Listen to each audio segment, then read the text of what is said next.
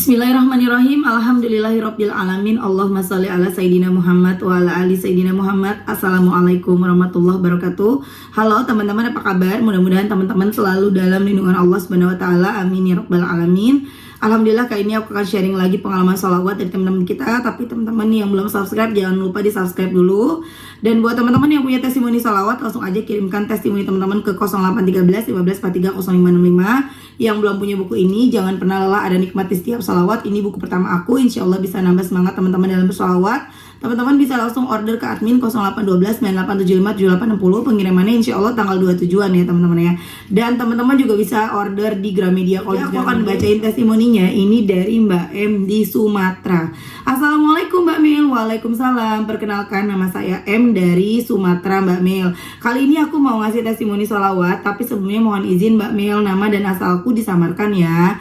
Oh iya Mbak, sebelum ngasih testimoni, sebenarnya aku udah tahu Mbak Mil sholawat, tapi biasanya cuma Allahumma sholli ala Muhammad wa ala ali sayyidina Muhammad. Biasanya kata teman-temanku, kalau mau sesuatu sholawat untuk penarik rezeki atau mau sesuatu, terus aku nggak pernah ngamalin lagi Mbak, karena menurut aku apa yang aku mau kerjaan udah ada. Tapi ternyata benar ya Mbak Mel, semakin kita jauh dari Allah, ada aja ujian Mbak Mel. Tiba-tiba aku di kerjaan difitnah, tiba-tiba di kerjaan aku dibuat masalah sama anak baru, sampai bosku nggak suka sama aku Mbak Mel. Padahal gimana ya Mbak, aku rela nggak pulang kampung demi kerjaan di situ Mbak Mel. Aku sedih Mbak Mel, merasa tertekan, dan akhirnya aku memutuskan untuk resign Mbak Mel, karena kebetulan juga ibuku menyuruhku pulang karena aku sendirian di kota Jogja. Sebenarnya aku pulang ke kampung halaman karena permintaan ibuku Mbak Mel. Kebetulan aku kehilangan ayahku waktu aku kuliah semester 3 tahun 2018. Tetapi aku selalu berusaha kuat Mbak Mel agar kuliahku lancar, dan akhirnya aku memutuskan resign dan pulang ke kampung halaman sekitar bulan 3 tahun 2002 ini Mbak Mel. Aku berusaha belum cari kerjaan dulu karena masih kangen rumah dan kangen keluarga. Tetapi nggak di situ juga Mbak Mel, aku selalu berdoa minta pekerjaan, tapi sampai selesai lebaran aku belum dapat pekerjaan juga Mbak Mel. Dan setelah itu aku seperti pasrah Mbak Mel, seperti rasanya mau bunuh diri atau mau jual diri Mbak. Sampai mikir gimana aku dapat uang, sempat berpikir seperti itu, dan Masya Allah aku tiba-tiba ingin sekali buka YouTube. Dan di situ aku seperti dapat hidayah ketemu channel YouTube Mbak Mel. Banyak sekali di situ Mbak Mel kasih testimoni, dan menurutku harus kucoba. Satu hari aku salawat Jibrilnya cuma 100 kali. Allah kasih aku tenang Mbak Mel. Selanjutnya 1000. Masya Allah Mbak Mel, aku suka iseng-iseng daftar pelatihan, selalu diterima Mbak Mel. Di pelatihan itu dapat uang, dapat sertifikat, dimana pelatihan itu aku juga dapat ilmu. Padahal yang kasih link pelatihan itu temanku. Qadarullah, temanku yang gak pernah keterima. Aku udah 4 kali keterima pelatihan itu Mbak Mel. Masya Allah, pokoknya sholawat benar-benar bikin hati aku tenang. Walaupun sekarang aku belum dapat kerja, tapi aku percaya Mbak Mel, Allah itu pasti jawab doaku. Allah pasti dengar doaku. Nggak di situ juga Mbak Mel, tiba-tiba juga pernah HP ku rusak, dan di situ aku merasakan ujian lagi. Tapi aku berusaha tenang terus sholawat. Uang dari mana bisa beli HP baru, sedangkan aku ada uang simpanan cuma 500.000. Tapi aku percaya Allah pasti nolong, dan Masya Allah akhirnya mbakku yang pinjamkan uang untukku buat beli HP. Ya Allah Mbak Mel, Allah maha baik. Allah gerakan hati mbakku biar aku bisa beli HP baru. Ya Allah, disitu kayak merasa Allah baik. Bersyukur, selalu bersyukur banget. Allah maha baik banget Mbak Mel. Sekarang ini aku lagi nambah sholawat Jibril Mbak Mel, mau 10.000. Doain ya Mbak Mel, semoga bisa istiqomah sholawat, amin. Dan semoga Mbak Mel beserta keluarga dalam lindungan Allah Subhanahu wa taala, serta sehat terus ya Mbak Mel. Sementara ini keajaiban yang aku rasakan selama sholawat. Terima kasih. Assalamualaikum warahmatullahi wabarakatuh. Waalaikumsalam warahmatullahi wabarakatuh. Masya Allah ya teman-teman, itu tadi testimoni dari Mbak M di Sumatera. Keren banget ya. Jadi Mbak M ini, Mbak M ya, Mbak M kan pengen pekerjaan ya, sabar. Tidak ada sesuatu yang sia-sia, dan segala sesuatu terjadi itu atas izin Allah ya. Nggak ada sesuatu yang kebetulan. Kok bisa selama Mbak tidak bekerja, ikut pelatihan 4 kali, 4-4-nya keterima, dapat duit, dapat ilmu, dapat sertifikat. Bisa jadi itu ilmu ya suatu hari nanti berguna di kantornya Mbak, di pekerjaannya Mbak, entah di mana itu ya. Suatu hari nanti sertifikat itu akan sangat berguna buat Mbak. Jadi balik lagi, tidak ada yang kebetulan Ya Allah udah membuat sedemikian rupa jalan kita tuh seperti ini, seperti ini, seperti ini.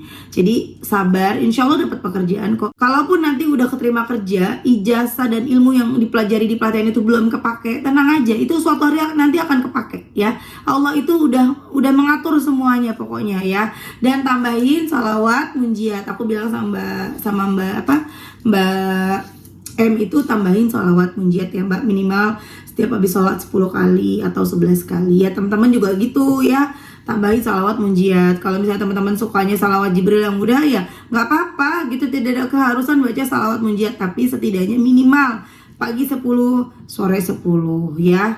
Oke lanjut teman-teman, aku akan bacain testimoni satu lagi. Ini dari Mbak Nasya di Aceh. Assalamualaikum Mbak. Waalaikumsalam. Saya Nasya dari Aceh. Saya pengen testimoni Mbak. Saya istiqomah sholawat Jibril 15.000 per hari agar hajat untuk bayar semua utang lunas. Tapi setelah istiqomah 10 hari, alhamdulillah suami jujur kalau dia punya bisnis selain kerjaannya sekarang. Masya Allah, aku benar-benar kaget dengan pengakuannya bahwa tahun depan insya Allah dia akan ngebahagiain aku. Walaupun utang belum lunas, tapi aku udah bahagia dengan pengakuan suami. Ditambah lagi suami yang dulunya cuek, gak romantis, kasar, sekarang jadi lemah lembut kata-katanya. Dan yang paling bikin aku nangis bahagia kalau dia gak mau lihat aku susah lagi, maunya aku bahagia terus. Masya Allah Mbak, Allah udah bikin hati suami aku lembut. Mungkin Allah belum lunasin utangku, tapi ngasih surprise-nya lebih indah. Doain Mbak Mel agar semua utangku lunas, amin. Itu sedikit aja ya teman-teman dari Mbak Nasya. Masya Allah, teman-teman punya masalah apa, lagi gondok sama siapa, misalnya lagi gondok, tahu gondok ya, lagi kesal mungkin ya sama pasangan kita. Kenapa sih pasangan aku tuh begini banget gitu, aku maunya dia kayak gini, kenapa dia malah begitu gitu. Udah perbanyak sholawat aja, nanti dengan sendirinya dia akan menjadi seperti yang kita mau ya. Tapi tentunya kita juga memperbaiki diri, kita jangan hanya menuntut pasangan kita, tapi juga kita introspeksi. Oh iya, aku juga gimana ya caranya biar bisa menjadi istri yang seperti diinginkan suamiku. Kalau kita udah menjadi istri yang seperti diinginkan suami, insya Allah kok suami juga akan berubah menjadi seperti yang kita inginkan. Daripada kita nuntut suami kan, karena kan ada juga ya yang suka nuntut, kenapa sih harusnya kamu tuh bantuin aku, kalau aku sibuk kamu jangan main game. Ada yang istri yang kayak gitu, harusnya kamu gini. Soalnya aku ada seseorang ya yang aku kenal, dia itu suka curhat di Facebook, menceritakan kejelekan suaminya gitu loh.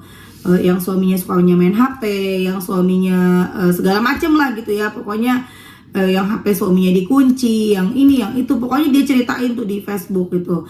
Teman-teman, kalau terus-terusan kita seperti itu, yang ada suami kita makin sebel sama kita gitu. Kenapa kita nggak berubah jadi istri yang lebih sabar lagi?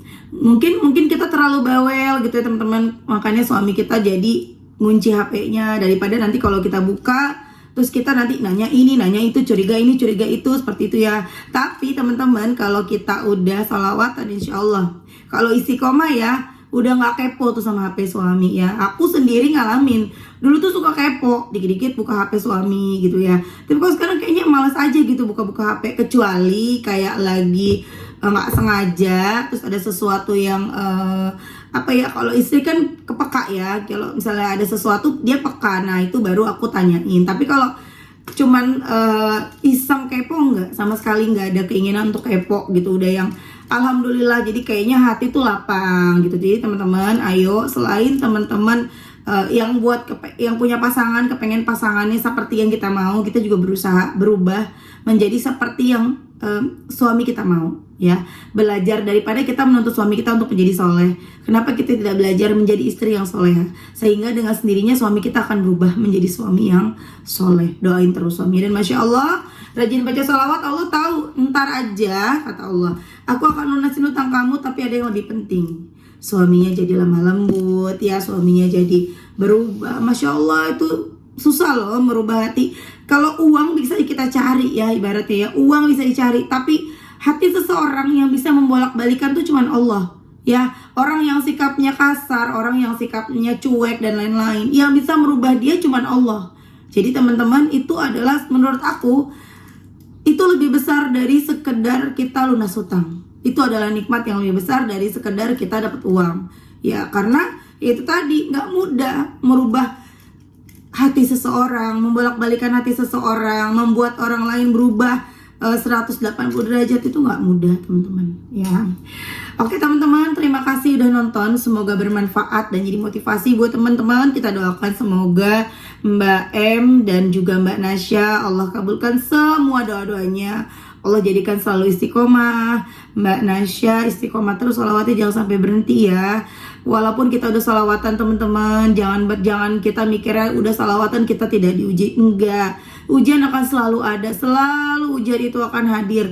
Tapi kalau kita salawatan, kita tenang ngejalaninnya, kita enteng ngejalaninnya, insya Allah cepat selesai masalahnya. Dan ketika kita enteng, kita ikhlas menerima semua masalah yang lagi kita alamin, insya Allah ada pahalanya di sisi Allah.